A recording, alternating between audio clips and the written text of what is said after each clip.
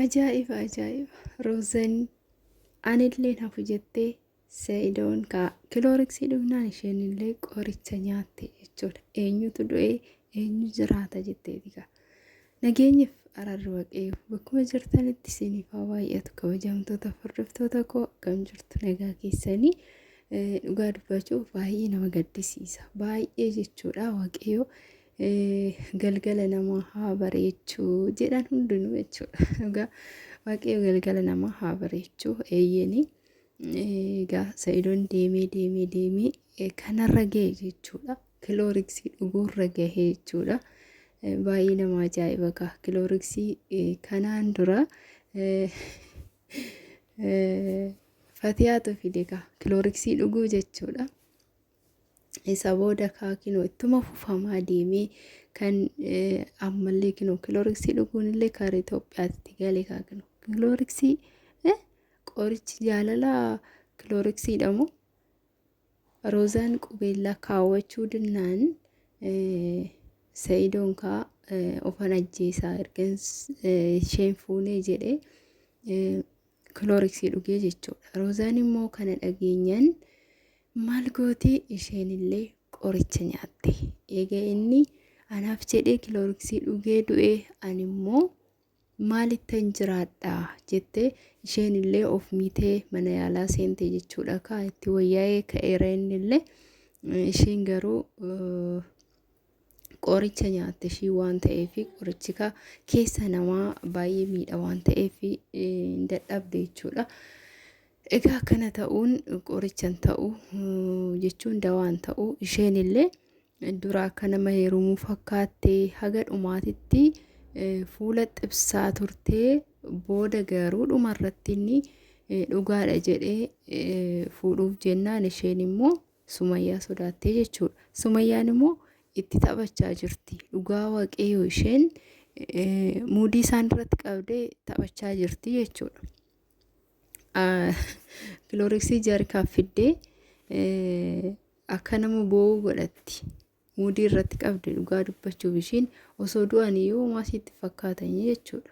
Isheedhaaf tapha ta'ee jira amma isaanitti taphachaa jirti garana garas deemte baay'ee tokko nama gaddisiisa dhugaa dubbachuuf garuu obboleettiin isaa immoo anatu akka isaan walitti hin dhufne taasise. Anatu gargar isaan fageesse.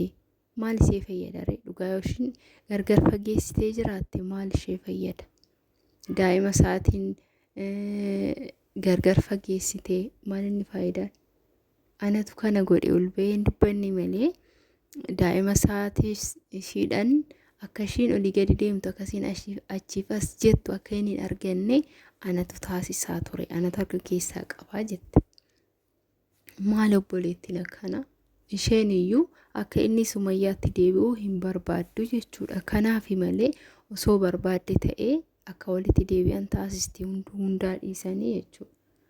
Kanaaf baay'ee nama gaddisiisa. Amma inni isheedhaaf jedhee ayyuu hiikuun isaa daa'ima isaas argachuu dhabuunsaa baay'ee isa aarsa waan ta'eef irra deebi'ee immoo Roozaa diduun ishee kun hundi wal qabatee maal ta'ee kanarra du'a wayyaa isa filachiise jechuudha. Roozaan immoo nama ajaa'ibdi. Ofumaafuu sin jaaladha jettee ofumaafuu na fuudhi jettee lafa hanqattee ofumaafuu immoo garagaltee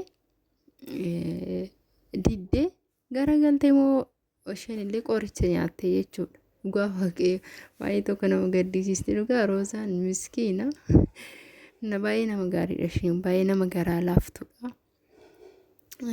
Kanaafidha Sumayyaan waan isheen jettu hundi dhugaa isheetti fakkaatee Roozaan dhugaa isheetti fakkaatee ishee irratti hin heerumu laphee namaa hin cabsu jettee kanaaf diddee jechuudha. Sumayyaan garuu dhugaa osoo hin taane hinaaffadha beekatiif akkas goote waan ta'eef malee dhuguma isatti yookaan deebitee walitti deebi'anii daa'imman agarsiisne yookaan immoo irraa cittee gargar hin baane dhugaa baay'ee tokko isheen waa lama keessa jirti jechuudha. Jidduu lamaan teesse egaa waaqayyo dhugaa waaqayyo xumura isaanii haa bareechuu waaqayyo dhuma isaanii haa bareechuu baay'ee nama gaddisiisa haala kanaan jechuudha. Ulfaata baay'eetti jechuudha. Karaan taanitti deemaa jiru.